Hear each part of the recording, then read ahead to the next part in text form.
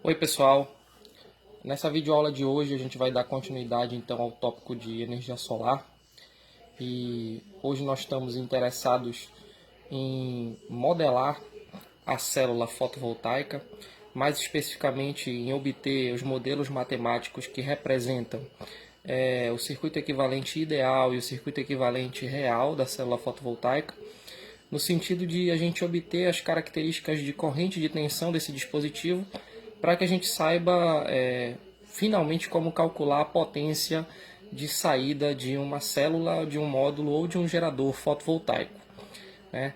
Então, inicialmente, o que a gente precisa relembrar é que esse tipo de dispositivo ele está com um comportamento muito similar ao diodo, né? Que é o elemento básico não linear que a gente aprende lá em eletrônica analógica, que possui dois terminais, o anodo e o catodo, tá certo? E que quando este diodo ele está diretamente polarizado, isto é, a tensão sobre o anodo é positiva e a tensão sobre o catodo é negativa, ele conduz então corrente no sentido da seta, né? Então, quando o diodo está reversamente polarizado, isto é, a polaridade da tensão se inverte, né?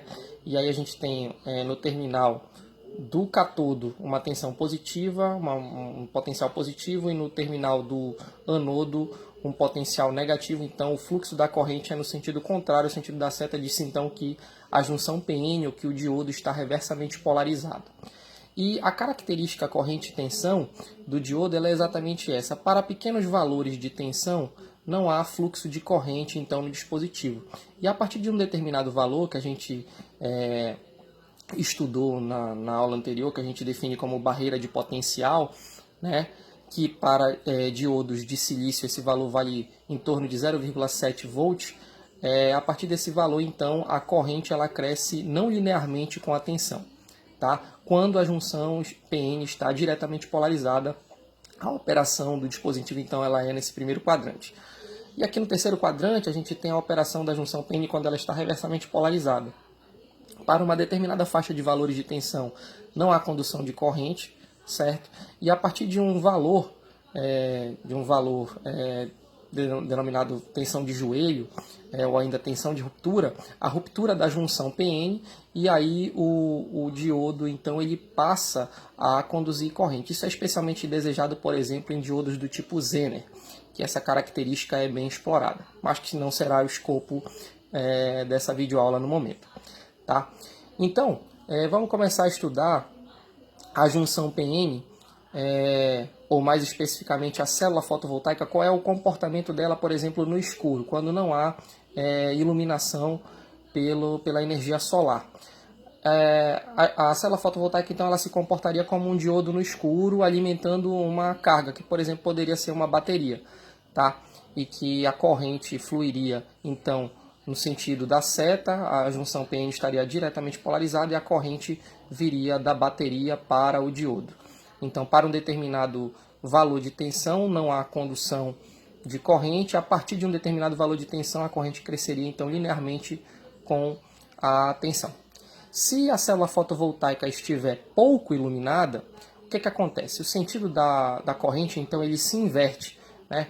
Então, a gente vai modelar aqui uma corrente que a gente chama de corrente fotogerada ou corrente de iluminação, que é esse IL, que irá então suprir tanto a junção PN quanto a carga que poderá continuar sendo, por exemplo, uma bateria, aqui que está sob uma tensão de saída V. Como a célula está pouco iluminada, vamos imaginar que tenha uma nuvem, por exemplo, sombreando, né, parte da célula fotovoltaica, então o quadrante de geração agora será o terceiro, né? A corrente ela vai se deslocar para o sentido contrário, para o sentido negativo. E aí a gente tem essa característica aqui, corrente tensão. Quando a célula fotovoltaica está muito iluminada, então a tendência da corrente que vai para a carga é aumentar. Por quê? Porque a corrente de iluminação também está aumentando, tá certo? A corrente na junção PN se mantém, e aí a gente tem essa característica corrente tensão muito mais acentuada, né, aqui no terceiro quadrante, que é o quadrante de geração. E aí, para a gente obter a curva IV da célula, do módulo ou do gerador fotovoltaico, o que a gente faz? A gente espelha esse gráfico aqui no eixo da tensão do terceiro para o primeiro quadrante e obtém a característica então que a gente chama de curva IV da célula do módulo ou do gerador fotovoltaico. E aqui 3 pontos são importantes de serem destacados. 2 pontos em que não há geração de potência elétrica. Por exemplo, nesse ponto aqui em que a gente tem um determinado nível de tensão, mas que não tem corrente, né? Pelo fato de não ter corrente circulando para a carga, a gente diz então que o circuito está aberto e que a tensão que estaria sobre a carga seria então uma tensão de circuito aberto denotada por VOC, onde OC significa Open Circuit em inglês. Tá? Esse outro ponto aqui também, que não há geração de potência pelo gerador fotovoltaico, ou pela célula, ou ainda pelo módulo fotovoltaico. Por quê? Porque os terminais então da célula estariam curto-circuitados e nessa condição aqui o potencial deste ponto seria igual ao potencial deste ponto, não haveria diferença de potencial, essa diferença de potencial seria zero, nula, e a corrente que fluiria aqui nos terminais do dispositivo seria a corrente de curto-circuito, ou ISC, que é de short circuit no inglês. E ainda o último ponto, que é no joelho, exatamente no joelho dessa curva IV. Esse ponto aqui ele é especialmente desejado, por quê? Porque é nesse ponto que eu obtenho a máxima transferência de potência do dispositivo para alimentar uma carga. E aí a tensão nesse ponto seria a tensão de máxima potência, a corrente seria a corrente de máxima potência. Nesse primeiro momento eu não vou entrar em detalhes da curva IV, isso será abordado em outro vídeo. Nesse vídeo que a gente está especialmente interessado em obter modelos matemáticos para os circuitos equivalentes. Por que circuito equivalente? Porque, veja, eu estou estudando um determinado dispositivo elétrico, só que eu preciso de uma planta, de um desenho que represente, né, o mais fidedignamente possível o comportamento elétrico daquele dispositivo. E aí eu lanço mão do quê? De um circuito elétrico que represente isso, que a gente chama de circuito equivalente. No caso da célula fotovoltaica, o circuito equivalente para a operação ideal da célula ele é representado por uma corrente de iluminação, um diodo em paralelo, tá certo? E aí a gente tem a corrente de iluminação, a corrente que atravessa o diodo, a corrente que vai para a carga e a tensão sob a carga. Se eu analisar este nó aqui, eu vou chegar à conclusão de que a corrente que chega é igual à corrente que sai. Portanto, IL seria igual a I mais ID. Então, o I seria quem? O IL menos o ID. Está aqui. I é igual a IL menos ID. Mas quem é ID? ID a gente aprende lá na eletrônica analógica que ela é a corrente sobre o diodo. E que essa corrente ela depende desse fator aqui I0, que é a corrente de saturação reversa do diodo no escuro. O que esse número aqui representa? Lembra que quando eu expliquei para vocês a junção PN, eu falei que do tipo P para o tipo N há uma difusão de portadores majoritários de carga, que são as lacunas. E do material tipo N para o tipo P há uma difusão de elétrons, que são os portadores majoritários do lado N. Mas existem também portadores minoritários de carga, que são termicamente gerados pelos fótons que vão atacar essa bolacha de silício aqui, e também pela corrente, né, elétrica que vai circular. E esses portadores minoritários, que são termicamente gerados, eles vão contribuir para o aparecimento de uma corrente, que é exatamente esta corrente que a gente chama de corrente de saturação reversa. Tá? Então, a corrente sob o diodo vai ser a corrente de saturação reversa, que multiplica a exponencial de E, que é a carga do elétron, que vale 1,602 vezes 10 a menos 19 coulomb, vezes a tensão sobre o diodo, que neste caso aqui será a mesma tensão sobre a carga, tá? Dividido por M, que é o fator de idealidade do diodo, que é um número compreendido entre 1 e 2 para o silício monocristalino. Normalmente, na prática, a gente escolhe esse número igual a 1. E se eu estiver trabalhando com um modelo de 2 diodos, que não é o caso aqui, eu estou trabalhando com o modelo de 1 diodo apenas, então para um diodo eu escolheria o fator de idealidade igual a 1 e para o outro igual a 2. Tá certo? No silício amorfo, que é um outro tipo de silício, diferente do monocristalino e do policristalino, uma outra tecnologia, a gente escolhe esse número também igual a 2, tá certo? Mas a gente vai se concentrar no modelo de 1 diodo, que é o mais comum na literatura. Então, continuando, dividido por mK, que é a constante de Boltzmann, 1,381 vezes 10 a menos 23 Joule por Kelvin, vezes a temperatura de operação da célula fotovoltaica, que é 298,15 Kelvin ou 25 graus Celsius, tá? Menos 1. E aí eu vou pegar este número aqui, este valor aqui de ID e substituir nessa equação e vou chegar nesse modelo, que é o modelo de corrente de saída para a célula fotovoltaica operando idealmente. Tá? E aí eu vou analisar 3 situações. A primeira situação é a seguinte. Se a tensão for igual a zero, a tensão de saída, significa que não há diferença de potencial entre os terminais. Portanto, eu estou operando numa situação de curto-circuito. E a corrente que vai fluir para a carga é exatamente a corrente fotogerada. Tá? E se a corrente for igual a zero, significa então que eu estou numa condição que não tem corrente fluindo para a carga, significa então que eu estou numa condição de circuito aberto, né? Então, se eu substituir esse valor de igual a zero nessa expressão bem aqui, eu vou chegar numa tensão que será exatamente quem? A tensão de circuito aberto para o dispositivo que eu também estou interessado nesse valor. Eu já tenho o valor da corrente, agora eu vou atrás da tensão. Então vamos continuar aqui. 0 é igual a IL menos I0 vezes a exponencial de E vezes a tensão, que eu vou substituir pela tensão de circuito aberto nessa situação, dividido por MKTC menos 1. Aí o que eu faço? Eu passo IL para o outro lado negativo, multiplico por menos 1, né? E aí eu vou obter tudo positivo no primeiro e no segundo membro da equação, passo I0 dividindo. Eu vou ficar com IL sobre 0 de um lado, no primeiro membro, e no segundo membro eu vou ter a exponencial de E VOC por MKTC menos 1. Se eu passar o log natural dos dois lados, eu elimino então essa exponencial. Tá? Então, o log natural da exponencial vai ser o próprio valor do expoente, né? Que é VOC por MKTC. E aqui esse menos 1 vai passar para o outro lado mais 1, tá certo? Então vai ficar log natural de L por I0 mais 1. Tá aqui. Tá bom? Se eu isolar então o VOC, eu vou chegar na expressão de que a tensão de circuito aberto ela tem uma variação logarítmica, né, com a corrente de iluminação, a corrente fotogerada, que é muito dependente do quê? Da irradiância no plano da célula fotovoltaica, ou do módulo, ou do gerador fotovoltaico. Então, vou começar logo a frisar isso desde já. A tensão tem um comportamento logarítmico com a irradiância, mas ela é muito dependente da temperatura. Veja que ela tem uma dependência de proporcionalidade com a temperatura. E a corrente ela tem uma dependência proporcional à irradiância no plano do meu gerador fotovoltaico, da minha célula, ou ainda do meu módulo fotovoltaico. Tá? Isso é uma característica muito importante que a gente vai precisar mais lá na frente, quando a gente for estudar os algoritmos de obtenção do ponto de máxima potência e outras características das células ou dos módulos ou ainda do gerador fotovoltaico. Tá bom? Bom, então guardem essas duas expressões aí que a gente vai precisar delas quando for estudar o circuito real. E aí tem uma situação aqui que é a seguinte. Normalmente, a corrente fotogerada ela é muito maior do que a corrente de saturação reversa.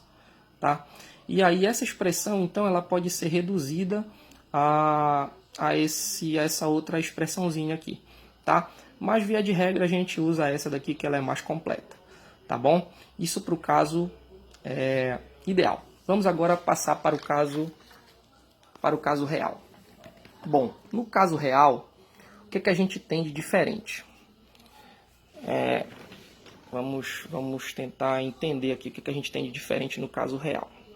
Bom, a corrente fotogerada ela continua ainda a existir. Aqui tem a corrente fotogerada. Tá?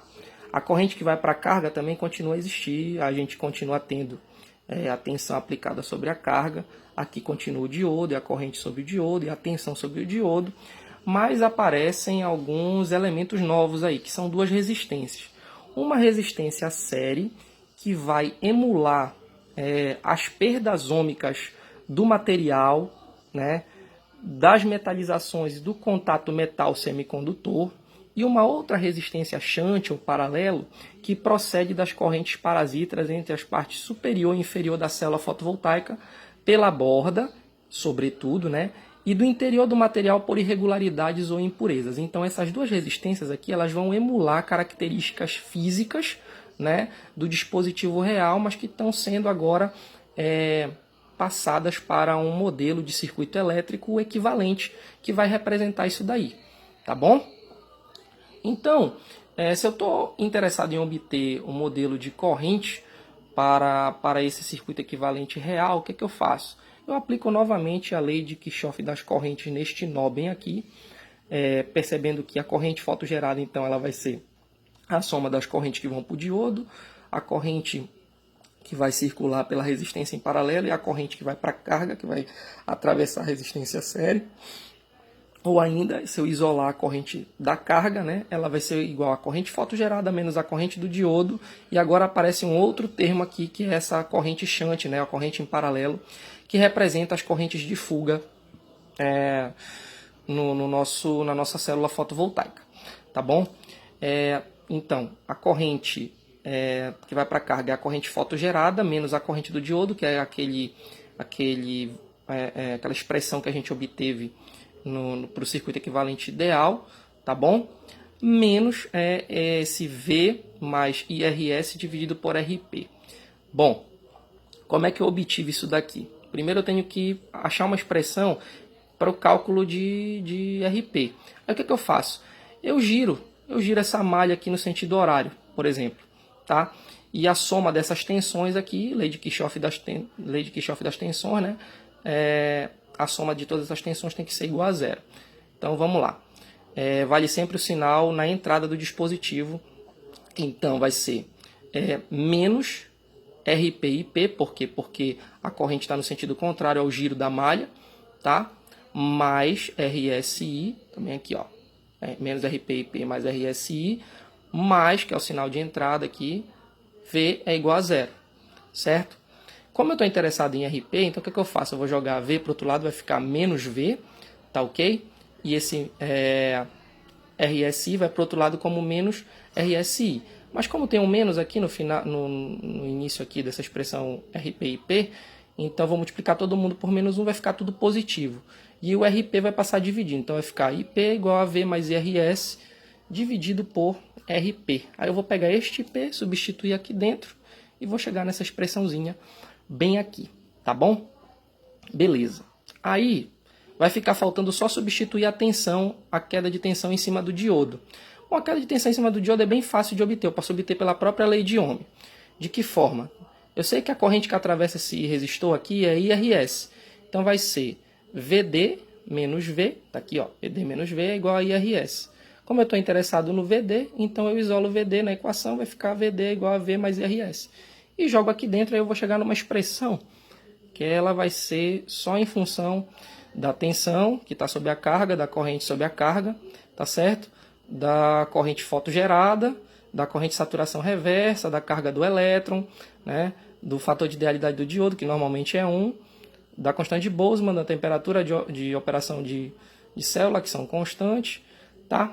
Da resistência série, da resistência paralelo, que eu estou botando aqui no meu modelo agora, vai aparecer aqui também no meu modelo matemático, tá ok? E desse NS aqui, que é o número de células fotovoltaicas que estão em série, tá? Se eu quiser um modelo mais global, por exemplo, para um módulo ou ainda para um gerador fotovoltaico, tá bom, pessoal? Bom, então esse aqui é o modelo do circuito equivalente real da célula fotovoltaica. Só que veja, no estudo de engenharia é importante que a gente faça algumas simplificações sem perder a generalidade do modelo. Então o que eu faço? Eu digo que o M, eu considero que o M, o fator de idealidade do diodo, é 1, e vamos supor que o número de células em série é 1, que eu tenho só uma célula, tá? E faço as seguintes simplificações. Normalmente essa resistência em paralelo aqui, ela é um número muito grande, idealmente infinito, tá? Sei lá, megôhms, é um número muito alto, tá? Então eu chuto que esse número aí é um valor idealmente infinito, que a corrente de iluminação, a corrente fotogerada, vai ter o valor, no limite, o valor da corrente de curto-circuito, tá certo? E que o valor desta exponencial que aparece bem ali, tá? Esse valor ele vai ser muito maior do que 1.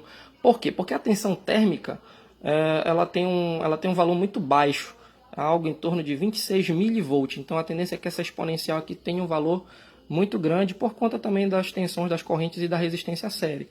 Tá? Então, fazendo essas simplificações aqui, o modelo ele fica mais tranquilo para a prática de engenharia, né? Então, a corrente que vai para a carga seria então a corrente de curto-circuito menos a corrente de saturação reversa vezes a exponencial da tensão sobre a carga mais corrente sobre a carga, resistência série, dividido pela tensão térmica. Tá ok?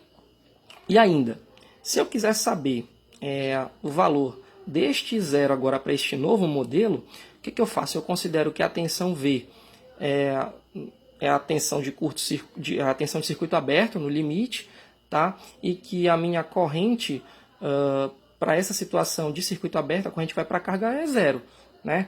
E aí eu vou chegar à conclusão de que zero é ISC menos I0 vezes a exponencial de VOC mais quem? O V agora é VOC, né? Aqui pelo modelo. O I vale quanto? Vale zero. Então isso aqui, esse produto vai valer zero também, dividido por VT. Tá bom? Então vou passar o ISC para o outro lado, vai ficar negativo. Vou multiplicar todo mundo por menos 1. Vou passar o I0. Vou passar o que está multiplicando o I0 dividindo, que é quem? Exponencial de VOC, o que sobrou, né? VOC por VT. Eu chego no valor de I0 e substituo aqui dentro. E vou chegar nesse outro modelinho aqui. I é igual a ISC menos ISC dividido pela exponencial de VOC por VT, vezes a exponencial de V mais IRS dividido por VT. Tá bom, pessoal? E aí eu vou fazer aqui uns algebrismos, né, para deixar o modelo mais compacto, mais elegante. Então eu vou fazer o ISC ficar em evidência, vai ficar 1 menos a exponencial, olha aqui a exponencial a divisão de exponenciar, né?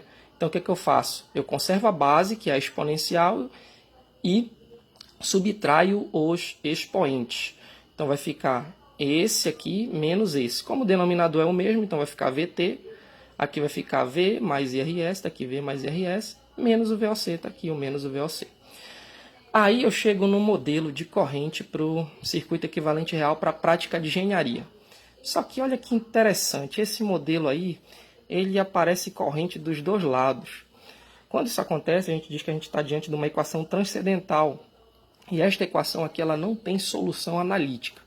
Então, se eu quiser obter um modelo de máxima potência, que vai ser o produto da tensão pela corrente, ponto a ponto, né, naquela curva IV, o que eu tenho que fazer, meus amigos? Eu tenho que lançar mão de um método numérico, então, para resolver isso daí. Seja um método de Newton, de Runge-Kutta, enfim. Um método que você se sentir mais confortável para resolver isso daqui e então obter os valores de potência ponto a ponto naquela nossa curva lá, IV, né? E com isso tentar extrair a máxima potência da tua célula, do teu módulo ou do teu gerador fotovoltaico. Isso eu vou ensinar na próxima aula. Vai ser o primeiro método de extração de máxima potência, que é o método iterativo. Tá bom, pessoal? Um forte abraço e até a próxima.